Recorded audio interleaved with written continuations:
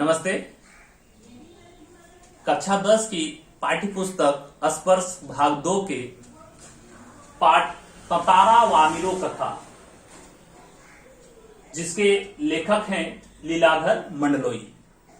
इसके पूर्व के वीडियो में मैंने ततारा वामिरो की कथा को बताया था और इसी कथा के अनुसार बोर्ड परीक्षा में कई प्रश्न पूछे जाते हैं और इन्हीं प्रश्नों को मैं आपके सामने प्रस्तुत करने आया हूं।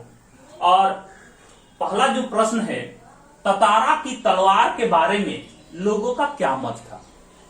तो इसका उत्तर होगा कि ततारा की तलवार के बारे में लोगों का यह मत था कि उसके कमर में जो लकड़ी की जो तलवार है उसमें एक दैवीय शक्ति है। लोग कहते थे कि उन्हीं दैवीय शक्ति के कारण ही ततारा जितने भी साहसिक कार्य करते थे वह इसी के कारण होता था।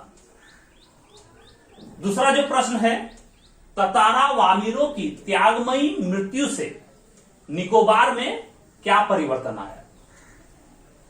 तो इसकी कथा ततारा वामिरो जो कथा है एक बहुत ही दुखदायी कथा है और इनकी जो मृत्यु हो गई थी और इन्हीं की मृत्यु के बाद ही वहां के लोग एक दूसरे के गांव में लड़के लड़की विवाह करना आरंभ कर दिया।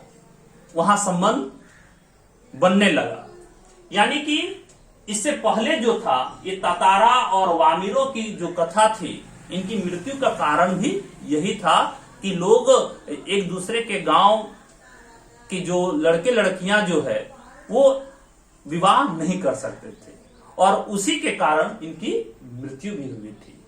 और इसी त्यागमयी मृत्यु के बाद निकोबार के लोग ये मानने लगे कि नहीं, ये जो हुआ ये बहुत ही गलत हुआ और जिसके कारण से लोग, वहां के लोग, जो निकोबार के लोग जो थे, वे अब आपस में विवाह भी करने लगे और एक दूसरे से संबंध भी बेहतर हो गया।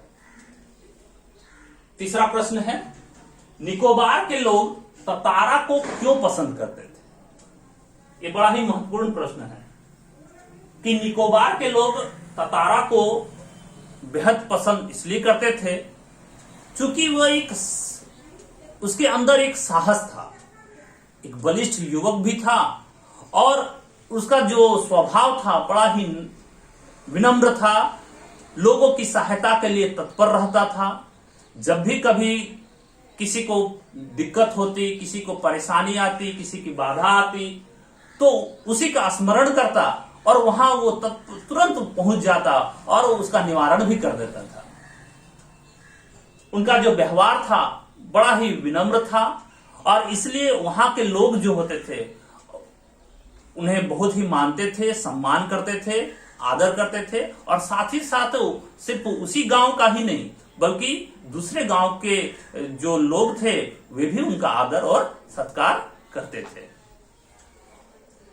अगला प्रश्न है, निकोबार द्वीप समूह के विभक्त होने के बारे में निकोबारियों का क्या विश्वास है। तो निकोबार द्वीप समूह जो था वो दो भूखंड में विभक्त हो चुका था, दो द्वीप में विभक्त हो चुका था और लोगों का मानना था कि ये जो विखंडन जो हुआ है वो ततारा के तलवार के कारण ही हुआ है।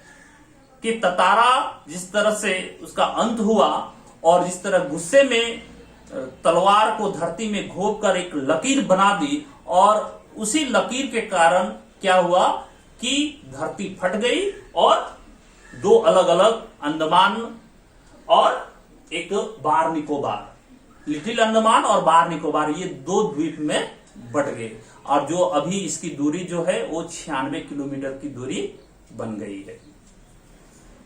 अगला प्रश्न है कि रूढ़ियां जब बोझ बनने लगे तब उनका टूट जाना ही अच्छा है, क्यों, स्पष्ट कीजिए। ये बड़ा ही महत्वपूर्ण प्रश्न है कि ततारा वामिरो कथा में एक रूढ़ी ही थी जिसके कारण दोनों की मृत्यु हुई थी, ततारा और वामिरों की। वो क्या रूढ़ी थी कि एक जगह से यानी एक गांव से दूसरे गांव जो स्त्री पुरुष थे वे एक दूसरे से विवाह नहीं कर पाते। एक नियम बना हुआ था, लेकिन एक रूढ़ी की तरह था। और जब रूढ़ी बंधन बन जाता है, बोझ बन जाता है, तो उसका टूट जाना ही अच्छा होता है, क्योंकि इसका जो खामियाजा लोगों को भुगतना पड़ता है। यदि रूढ़ियां नहीं टूटी तो ये ततारा वामिरों की जो कथा का जो अंत हुआ, करुण कथा, यानी दोनों की मृत्यु से ही अंत हुआ, वही अंत हम अपने क्षेत्र में भी यदि कोई रूढ़ियां है तो उस रूढ़ियों को तोड़ देना ही श्रेयस्कर है। यानी यदि रूढ़ियां होगी तो कई तरह के विरोध भी होंगे, और विरोध के साथ साथ उनका टूटना भी संभव है। और उसी रूढ़ियों के कारण ही कई अनजाने में लोगों में एक बंधन बन जाता है और लोग उसे तोड़ने का प्रयास करते हैं, और प्रयास करते करते क्या होता है, कई तरह की जो घटनाएं नहीं घटनी चाहिए वो भी घटनाएं घट जाती है। इसलिए हम लोगों को ये मानना है कि रूढ़ियां जब कोई बंधन बन जाए तो उसे तोड़ देना ही बेहतर है। धन्यवाद।